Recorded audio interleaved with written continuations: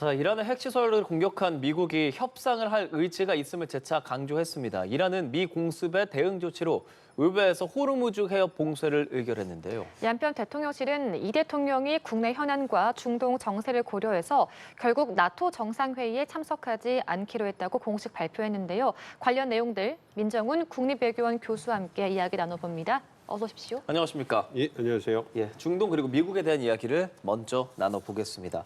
자, 트럼프 대통령이 어떤 입장을 밝히고 있나 이런 부분 집중적으로 보는데 이제 이 핵시설을 공격했잖아요. 그게 뭐 정권을 교체하려고 하는 것은 아니다라고는 말하면서도 만약 현 정권이 이란을 다시 위대하게 만들지 못하면 왜 정권 교체가 없겠느냐 이렇게 SNS에 글을 올렸습니다. 이 부분 어떻게 보셨어요? 트럼프 대통령 입장에서는 이란에 대해서 압박을 하는 거죠. 그러니까 이번 그 공습에 대해서 분명하게 목적을 이제 명시를 하고 있잖아요. 이란 국민들에 대한 공격이 아니고 그 군대에 대한 공격이 아니다. 그러니까 핵 능력과 핵 위협을 제거하기 위해서 한 것이다. 그래서 현재로서는 추가 공격 계획이 없고 언제든 협상을 할 수 있다 이런 얘기를 하잖아요. 그 연장선상에 있다고 보면 되는 거예요. 이란이 결사항전을 하려는 의지를 보이고 있고 굉장히 이 명확한 입장을 미국에 보이지 않고 있기 때문에 압박을 하는 거라 생각을 하고 있습니다. 말씀해 주신 것처럼 이란을 다시 위대하게 만들 수 없다. 그러니까 이란을 다시 위대하게 만드는 건 뭐겠어요? 미국이 원하는 대로 핵 능력과 핵 위협을 포기하고 협상에 나와가지고 미국이 원하는 대로 함께 움직이는 것. 그것이 이란을 다시 경제 제재에서 풀고 이란을 위대하게 만드는 거기 때문에 자신의 뜻에 따르지 않으면 그렇다면 어떻게 되나? 이란이 위대해질 수 없으니까 결국은 현 지도부가 책임 아니겠어요? 위대하게 만들 수 없는 건. 그러니까 리즘 체인지도 고려할 수 있는 것이다. 이렇게 압박을 하는 거죠. 그러니까 전형적인 국내 정치에 쓰는 갈라치기를 이런 이란의 어떤 국제 정세, 국내 정세에도 이제 대입을 하는 거죠. 그래서 이란 국민 군대와 이제 이란의 어떤 소수의 엘리트, 지도층, 그다음에 정부를 갖다 갈라치기를 해서 지도자 갈라치기를 해가지고 이제 뭔가 틈새를 노리는 그런 효과도 있는 거 아닌가 보고 있습니다. 지금 이렇게 핵시설 3곳을 타격받은 이란은 중동 내 미군 기지를 언급하면서 이것이 곧 강점이 아니라 취약점이다라고 말했습니다. 그러니까 미군 기지에 직접적으로 군사적 반격, 보복을 할 가능성에 대해서는 어떻게 보시나요? 가능성이 꽤 있죠. 어쨌든 이란 입장에서는 미국이 협상 중에 그리고 2주의 시간을 준다고 최후 통첩하고서 뭔가 대응할 시간을 줬다고 생각했는데 이제 그런 예상을 깨고 이제 갑자기 공습을 했지 않습니까? 그렇죠. 그래서 이제 이란 본토가 타격을 받았단 말이에요. 그 부분에 대해서는 대응이 있어야 되겠죠. 그렇지 않으면 국내적으로 나약한 정권, 무책임한 정권이라는 비난을 받으면서 후폭풍이 불거질 거기 때문에 조치를 반드시 취해야 되는 것이고 그렇다면 이란이 조치를 취할 때 꺼낼 수 있는 카드가 많지 않은 상황에서 크게 2개가 거론되고 있잖아요. 말씀해 주신 것처럼 중동 내 있는 미군 기지, 뭐 여기가 되는 거고 그래서 이제 중동 내 영내에 있는 미국 국민이나 미국 군인은 합법적으로 공격 대상이다 이런 얘기를 하지 않습니까? 이와 더불어서 가장 강력한 카드라고 거론되고 있는 게 호르무즈 해협을 갖다 전면 봉쇄인데 이거는 마지막까지 만작거리면서 갖고 있어야 될 카드예요. 워낙 강력한 카드고 이것은 국제사회에 상당한 영향을 미칠 수 있기 때문에 이것은 이란에게도 굉장히 부담이 되는 카드이기 때문에 어쨌든 대응을 해야 된다면 아무래도 어떤 핵시설에 대해서 공수를 받았으니까 그에 상응하는 군시설, 그러니까 중동에 있는 미국의 군시설을 공격을 해야 될 거고요. 2020년에 솔레이마니 사령관이 암살당했을 때도 어떤 그 대응으로서 영내에 있는 미군 기지에 대해서 16발의 미사일을 발사했거든요. 그런 부분을 본다면 가장 현실적인 대안은 어떤 미국 영내에 있는 어떤 미군 기지에 대한 어떤 공격이 아닐까 생각하고 있습니다. 호르무즈 해협 얘기는 잠시 뒤에 하더라도 그 기지에 대한 공격도 가능성이 있다는 말씀을 해주고 계시는 거잖아요. 그럼 미국은 이미 공격을 했고 이란이 보복 공격을 한다면 사실 그게 너무나 이게 확전되고 커지지 않을까 이런 불안도 있지 않겠습니까? 가능성은 있죠. 그렇지만 그거는 미국 입장인 거고요. 이란 입장에서 공격을 받았으니까 대응을 해야 되는 거죠. 근데 문제는 그 대응을 어느 정도까지 수준에서 할 것이냐. 그것이 이제 미국이 어떤 받아들일 수 있는 수준이냐, 뭐 이런 게 되는 거죠. 그러니까 2020년에 솔레이마니 사령관이 암살당했을 때는 어떤 시그널을 줬어요. 그래서 우리가 영내에 있는 미군 기지들에서 미사일 공격할 테니 알아서 대응을 하세요. 드론 공격할 때 대응 이런 시그널을 주고 했기 때문에 그 당시에는 미군 기지가 어떤 그 공습을 받았지만 사상자가 나오지 않았습니다. 그래서 크게 사상자가 나오지 않았기 때문에 미국도 더 이상 문제를 삼지 않고 넘어갈 수 있는 명분과 공간이 만들어진 거거든요. 그렇기 때문에 이번에 이란이 어느 정도까지 강력하게 대응을 하느냐, 예. 즉 그 미군 기지를 공격하는데 어느 정도 시그널을 주고 대피할 시간을 주는 것이냐. 그래서 그걸 때문에 미군 희생자가 미국 국민 희생자가 나오느냐 이 부분이 관건이거든요. 뭐 그 부분에서 수위를 조절한다면 미국 입장에서도 이란의 의도를 알아채고 이제 더 확전할 의도가 없다 생각하고서 이제 조율을 하면서 협상 국면으로 들어갈 것이고 만약 그게 아니라면 이제 또 확전될 가능성이 있는 거죠. 그렇기 때문에 언론에서 보도 나오는 것처럼 공은 이란에게 넘어갔다 이렇게 말씀드릴 수 있겠습니다. 그러면 그 벙커버스터 폭탄은 어쨌든 미국이 이란의 핵시설에다 떨궜잖아요. 거기에 대한 피해는 어느 정도라고 보고 계세요? 이게 지금 예. 미국의 주장과 이란의 주장이 상반되기 때문에 그러니까요. 지켜봐야 될 것 같습니다. 상당히 시간이 걸려야 어떤 피해 규모를 알 수 있을 것 같고요.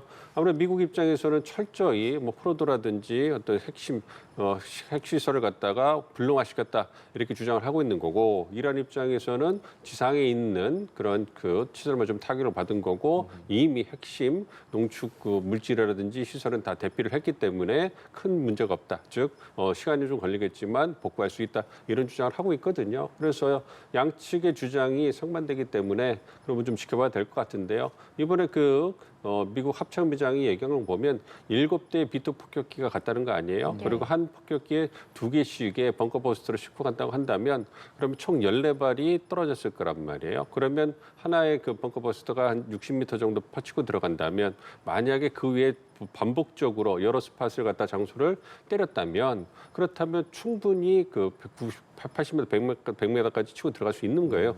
보도에 보신 것처럼 환기구 측면에 그 굉장히 약한 부분을 치고 그렇다고 들어갔다면 그렇다면 상당한 피해도 줄 수 있거든요. 근데 어쨌든 이거는 추정이기 때문에 좀 지켜봐야 될 것 같습니다. 만약에 이란의 핵시설이 완전히 거의 포로들 불능화가 돼서 상당히 어떤 핵 발전시키는 게 지연된다 그런다면 이란이 보다 편안하게 어쩌면 포기하고 핵 협상에 나올 것이고 그렇지 않다라면은 그걸 갖다 이제 그 명분을 해가지고 좀 더 버티면서 미국과의 핵 협상을 끌고 갈 가능성이 있기 때문에 이 부분도 상당히 향후 핵 협상에 영향을 미칠 수 있을 거라고 보고 있습니다. 사실 지금 트럼프 대통령이 2주 정도의 시간을 준다고 했다가 불과 이틀 만에 공격을 단행했단 말이죠. 그리고 그 미사일을 옮길 시간까지 포함한다면 정말 이전에 미리 뭐 결정을 한 것이 아니냐 이런 의견도 나오고 있는데 이런 타격을 두고 미국 내에서도 이 정치권에서도 연방의회 승인을 받지 않은 것에 대해서도 지금 논쟁이 일어나고 있는 것 같은데 어떻게 보세요? 두 가지 정도로 미국 내에서 논쟁이 있는 것 같아요. 첫 번째는 공화당 지지층이죠. 마가 지지층, 트럼프 대통령의 핵심 지지층에서 왜 그 군사 개입을 직접 개입을 하는 그런 그 군사 조치를 취했느냐. 그러니까 과거 미국이 이제 9.11 사태 이후에 아프가니스탄 전쟁, 이라크 전쟁하면서 막대한 국부와 희생을 치르지 않았습니까? 그래서 이라크 전쟁이 끝나는데 거의 10년이 걸렸고요. 아프가니스탄 전쟁에서 거의 쫓기듯이 이제 도망쳐 나올 때 20년이 걸렸어요. 예. 그 과정에서 미국의 국력이 상당히 떨어졌거든요. 그런 부분에 대해서 비난하면서 트럼프 대통령이 재선에 성공했는데 그 전직 대통령들의 전체를 밟으려고 하는 것이냐. 이 부분에 대해서 핵심 지지층에서 굉장히 비판이 거세고 있습니다. 그래서 성과가 나와야 이제 그 부분을 좀 잠재울 수 있을 것이고 그것이 하나의 논란거리고 두 번째는 뭐냐면 이제 미국이 대통령이 어떤 해외 군사 작전을 지시를 할 때 이제 그러한 조치를 의회에 먼저 통보를 해줘야 된다. 뭐 이런 조항이 있어요. 그러니까 전쟁 권한 전쟁 선포 권한 결의안이라고 해가지고요. 원래 연방 헌법에 보면 미국이 전쟁을 다른 국가들과 수행을 할 때는 그 전쟁 선포 권한을 연방 의회가 갖고 있다고 돼 있어요. 그렇기 때문에 2차 세계 대전까지는 대통령이 전쟁이 참전할 때는 의회에 가서 연설을 하고 의회에 동의를 꼭 요청을 하는 겁니다. 전쟁을 선포해달라. 그러면서 예산을 달라. 뭐 이런 얘기를 하면서 전쟁에 들어가는 건데요. 그런 부분은 이제 헌법에 나와 있는데 그것보다 좀 애매한 부분이 있는 거죠. 말씀드린 것처럼 전쟁을 완전히 전면전을 하는 건 아니고 군사작전을 일부 수행을 하는 거란 말이에요. 그렇다면 그것이 전쟁을 수행하는 걸로 봐서 연방의회에 어떤 그 허가를 받아야 되는 것이냐, 아니면은 그 대통령이 군 통수권자로서 이제 그 빠르게 작전을 그 수행해서 미군의 생명과 그다음에 국민들의 생명을 지켜야 되는 것이냐, 이게 논란이 있는 거예요. 굉장히 예. 그 애매한 그런 부분이거든요. 근데 그러한 어쨌든 대통령의 권한 남용을 막기 위해서 1970년대 전쟁 권한 선포법이라고 그래서 의회가 이제 그러한 대안을 제시를 했어요. 그래서 이제 우리 대통령이 먼저 그 군사적 행동을 하더라도 48시간 이내에 의회를 보고를 하고, 그래서 의회에 보고하지 않으면 60일 이후에 그 전쟁이 그냥 그 군사 행동이 끝나버리는 이런 조치를 했는데, 문제는 그러한 전쟁 권한 선포 권한을 갖다가 의회의 권한을 2차 세계대전 이후에 미국의 어느 대통령도 인정해 준 적이 없습니다. 아, 그렇군요. 이게 좀 굉장히 그 애매한 지역이거든요. 예. 그래서 이 부분을 얘기하는 거예요. 그래서 트럼프 대통령이 이번에 군사작전을 할 때 대통령의 권한을 넘어간 거 아니냐, 그래서 탄핵해야 되는 거 아니냐, 뭐 이런 얘기까지 나오고 있는데요. 탄핵 가능성은 거의 희박하다고 보고요. 여전히 애매한 그 구역이 남아있기 때문에 트럼프 대통령이 이 부분에 대해서 어떤 그 유념할 가능성은 희박하다, 이렇게 생각하고 있습니다. 예. 자, 이란의 보복, 기지 공격에 대해서 앞서 얘기를 했고요. 그리고 호르무즈 해협을 폐쇄할 가능성에 대해서 실질적으로 지금 이란에서는 의결까지는 완료된 상태라고 밝혀놓고 있습니다. 이렇게 되면 이제 국제적으로 경제적으로 상당한 타격이 있을 수 있는 그런 방안이지 않겠습니까? 좀 어떻게 생각하시는지요? 그렇습니다. 이란이 쓸 수 있는 가장 강력한 카드라고 생각을 하고 있고요. 예. 그렇지만 지금까지 이란이 호르무즈 해협을 전면 봉쇄한 그런 경험은 없기 때문에 상당히 신중한 접근을 이번에도 할 거라고 생각을 하고 있어요. 그럼에도 불구하고 이번에 이란이 굉장히 수세에 몰렸기 때문에 이란 의회에서 굉장히 빠르게 호르무즈 해협을 갖다가 봉쇄하는 것에 대해서 의결을 해줬고, 그렇죠. 이제 최고 이제 그 위원회에서만 결정만 하면 되는 부분인데요. 어쨌든 이란 입장에서는 그 카드를 가지고 미국과 이제 그 서방을 압박하면서 최종 카드로 쓸 거라고 생각을 하고 있습니다. 이란도 어떤 이 부분이 갖고 올 그 국제적인 파장에 대해서 잘 알고 있고요. 이게 만약에 전면 봉쇄에 들어간다면 이란에 대해 쏟아질 국제적 비난이라든지 어떤 그 경제 제재, 여타 경제적인 타격이 상당할 거기 때문에 이란도 마지막까지 상황을 보다가 쓰는 카드라고 생각하고 있기 때문에 바로 쓰기보다는 이제 미국과의 협상, 국제사회의 입장 이런 부분을 고려하면서 마지막까지 들고 있다가 최종에 정말로 쓸 카드가 없고 상황을 돌파할 어떤 대안이 없다 이랬을 때는 고려할 수 있지 않을까 이렇게 생각하고 있습니다. 지금 이런 세계 각국에서는 이런 사태를 어떻게 보고 있냐라고 보자면 이란 외무장관은 모스크바로 급파돼서 푸틴 대통령을 만나거든요. 이번 공격에 대해서 이번 사태에 러시아는 어느 정도로 개입을 할까요? 러시아는 크게 개입을 하지는 못할 거예요. 왜냐하면 러시아 우크라이나 전쟁 때문에 사실은 그 여력이 많지 않은 상황이고요. 예. 중국도 마찬가지입니다. 경제가 어렵고요. 그리고 중동에서의 중국의 영향력이 크지 않기 때문에 그런 부분에서 이제 미국이 이번에 이란에 대해서 공습한 것에 대해서 비난을 하면서 성명을 내면서 이란을 지지해 주긴 하겠지만 실질적으로 경제적 군사적으로 상당한 기여를 할 거란 기대를 하기는 어렵습니다. 그렇기 때문에 러시아와 중동이 이란을 도와서 할 수 있는 그 역할은 좀 제한적으로 할 수 있고요. 그럼에도 불구하고 러시아의 역할은 우리가 주목해 볼 수 있다고 생각을 하고 있어요. 왜냐하면 러시아 우크라이나 전쟁을 끝내기 위해서 미국이 러시아와의 어떤 그 협상, 관계 개선을 모색하고 있기 때문에 이러한 측면에서도 러시아는 전통적으로 중동에 영향력을 많이 행사해온 국가이기 때문에 네. 그런 측면에서 미국과 러시아가 먼저 소통을 통해 가지고 미국과 이란이 만날 수 있는 명분이나 공간을 제공해줄 그런 가능성은 충분히 있습니다. 그렇기 때문에 이란이 지금 러시아로 달려가서 푸틴 대통령을 만나는 거라고 생각을 하고 있거든요. 예. 그런 부분에서 어떤 미국과 이란이 지금 팽팽하게 대치를 하고 있기 때문에 중재자가 필요할 거고 그 역할을 푸틴 대통령이 할 수 있지 않을까 그렇게 기대를 하고 있습니다. 러시아랑 중국은 지금 미국의 이란 공격에 대해서 규탄하는 입장을 내고 있는 상황입니다. 그렇다면 일종의 입장이 좀 갈라지는 그런 신냉전스러운 그런 상황도 연출될 수 있다고 좀 보시는지요? 그렇죠. 중동에도 말씀해 주신 신냉전의 어떤 분위기가 또 형성이 되는 거죠.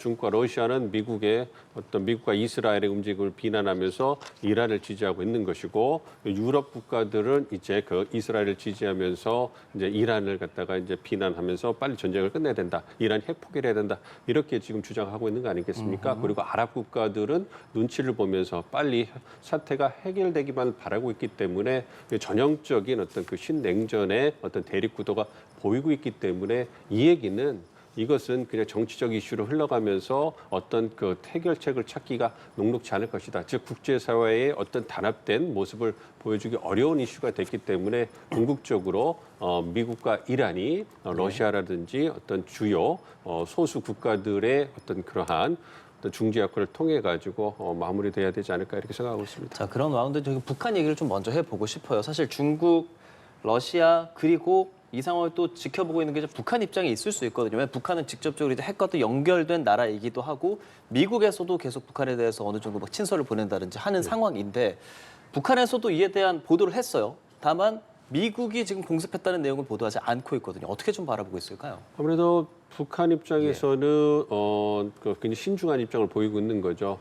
왜냐하면 말씀해 주신 것처럼 트럼프 대통령이 북한과의 친서회기 재개를 통해 가지고 정상외교 재활성화 그리고 북핵 협상이 다시 이제 재개될 가능성이 이제 조금씩 이제 모색되고 있는 상황이었거든요. 그 부분에 대해서 북한도 신중하게 평가하고 있는 상황이었는데 이란에 대한 미국의 공격은 북한을 굉장히 부정적인 인식을 갖게 하는데 기여를 했을 거다 생각을 하고 있습니다. 아무래도 북한 입장에서 봤을 땐 이란이 저렇게 속절없이 공습을 다한 이유가 첫째는 핵을 갖지 않았기 때문이다. 이렇게 생각을 할 거고요. 그렇기 때문에 자신의 핵 능력을 절대보검이라고 이제 인식하면서 그걸 강화하면서 지켜나가고 질적인 강화에 몰두할 거다라고 생각을 하고 있고요. 두 번째는 미국과 협상에 대해서 보다도 부정적인 생각을 갖겠죠. 이란과 협상을 하자고 해놓고서 2주의 시한을 줬는데 협상 그 시한도 지나지 않았는데 바로 공습을 했다. 그리고 미국이 그걸 주도했다. 그런 트럼프 행정부를 북한이 어떻게 신뢰할 수 있겠느냐. 그렇기 때문에 향후 이제 그 분위기가 조성돼서 북한과 미국이 이제 다시 만나게 될 때 상당히 북한 쪽에서 높은 트레스홀드 즉 우리와 대화를 하려면은 상당히 높은 수준의 어떤 선제적이고 전향적인 조치를 해줘야 된다. 그 기준이 높아질 수 있는 거죠. 그렇게 본다면 아무래도 북미 협상이 재개되는 데 있어서는 예전보다는 더 어려운 그런 형국이 만들어질 수 있다 이렇게 보고 있습니다. 지금 이란을 미국이 타격한 가장 큰 이유가 핵 개발 저지이고 비핵화이잖아요. 그렇다면 이런 같은 이유로 북한을 직접 타격할 가능성은 어떻게 보시나요? 좀 다르죠. 왜냐하면 이란은 현재 핵탄두라든지 핵무기를 갖지 못했잖아요. 완성된 핵 탄두를 만들 수 있는 직전까지 갔지만 여전히 핵무기를 갖지 못한 상태이기 때문에 그런 부분에서 핵 능력을 갖지 못하도록 타격이 가능하지만 북한은 이미 한 50개 정도의 핵탄두를 갖고 있다고 평가받는 실질적인 핵 보유 국가입니다. 그렇기 때문에 만약에 북한 1990년대 같아서는 외과식 타격을 통해 가지고 핵 능력을 역량을 갖다가 파기하는 그게 가능했지만 즉 1990년대 북한이 지금의 이란과 유사하다 이렇게 말씀을 드릴 수 있는 것이고 그리고 이미 북한은 핵 능력을 충분히 보유하고 있기 때문에 만약에 그런 식의 타격을 한다면 바로 보복이 가능하지 않겠습니까? 핵 보복이 가능하기 때문에 만만치 않은 거죠. 그래서 ICBM 능력이 완전히 검증되지 않았지만 일단은 미국 본토까지 날아갈 수 있는 그런 역량이 충분히 검증된 그러한 핵 능력을 갖고 있는 국가이기 때문에 이란과 똑같이 북한을 대하기는 어려울 거라고 보고 있습니다. 자, 이제 국내 외교적인 사안에 대해서 좀 이야기를 해보도록 하겠습니다. 이재명 대통령이 나토 정상회의에 불참하겠다라고 밝혔습니다. 사실 트럼프 대통령과 G7에서 만남이 불발됐기 때문에 나토에서 만나려나 이런 가능성도 있었는데 지금 이렇게 불참을 하게 된 계기, 결정, 배경 어떻게 좀 보시는지요? 아무래도 끝까지 우리 정부에서 고심을 하셨던 것 같아요. G7 정상회의 계기를 통해 정상회의가 복원됐고 민주한국이 돌아왔다라는 그런 긍정적인 메시지를 국제사회에 발산할 수 있었고요. 연이어서 나토 정상회의 32개국이나 참여하는 주요 국가들 아니겠습니까? 그렇죠. 그렇기 때문에 거기에 참석하셔가지고 그러한 분위기를 그런 신뢰를 형성할 수 있는 토대를 만드는 게 굉장히 중요했기 때문에 굉장히 바쁜 취임하시고 나서 출범한 지 얼마 안 됐기 때문에 국내에 과제가 산적해 있잖아요. 그럼에도 불구하고 가시고 싶었을 거예요. 거기에다가 한미 정상회담이 G7에서 트럼프 대통령이 조기 귀국으로 인해가지고 불발됐기 때문에 거기에도 아쉬움이 있었을 거라고 생각합니다. 관세 협의라든지 전략적 유연성 문제라든지 방위 분담 문제라든지 한미 간에 산적한 과제가 있기 때문에 그러한 문제를 해결할 수 있는 추동력을 마련하는 게 필요했고 그걸 정상 간에 할 수 있을 거라 생각해서 기대를 많이 한 부분이 있거든요. 그래서 끝까지 나토 정상회의도 그러니까 어제 오전이죠 우리 시간으로 그 미국이 그 이란 핵시설을 그 공습했다는 보도가 나오기 전까지는 가시는 쪽으로 분위기가 더 굳어진 걸로 알고 있었어요. 그래서 이제 보도에 나온 것처럼 9시에 보도자를 통해서 오후 3시에 위성락 실장님께서 안보실장께서 브리핑을 통해서 가실 거다 이런 분위기가 거의 그 굳어지는 거였는데 이제 그 미국의 그 타격 그 소식 이후로 분위기 기류가 바뀐 겁니다. 너무 중동 정세가 유동적이 되니까 아무래도 우리의 환율이라든지 유가라든지 경제에 미치는 영향이 클 수 있기 때문에 컨트롤 타워가 부재한 것은 득보다 실이 더 클 수 있다. 이와 더불어서 한미 정상회담이 개최될 가능성도 유동적이고 그 한미 정상회담이 개최된다 하더라도 두 정상이 한미 간의 주요한 의제를 논의할 분위기가 되겠느냐. 이런 부분에서도 좀 그 회의적이었던 것 같아요. 트럼프 대통령이 참석하지 않을 가능성도 좀 있는 거죠. 그렇죠. 어떻게 될지 모르고 또 조기 귀국할지도 모르는 예. 거고요. 그런 부분이 있기 때문에 그런 부분에서 아무래도 이스라엘, 이란의 무력 충돌이 모든 것을 빨아들이는 블랙홀 같은 이슈가 돼버렸기 때문에 그런 측면에서 아무래도 이제 우리가 추구하려고 하는 국익이 적극적으로 발휘되기는 어려울 것 같다. 그런 측면에서 이제 그 내실을 기하기 위해서 경제를 챙기기 위해서 이제 그 고사하신 걸로 그렇게 생각하고 있습니다. 예, 알겠습니다. 민정훈 국립외교원 교수와 함께 중동 상황과 우리나라 정세까지 좀 짚어봤습니다. 고맙습니다.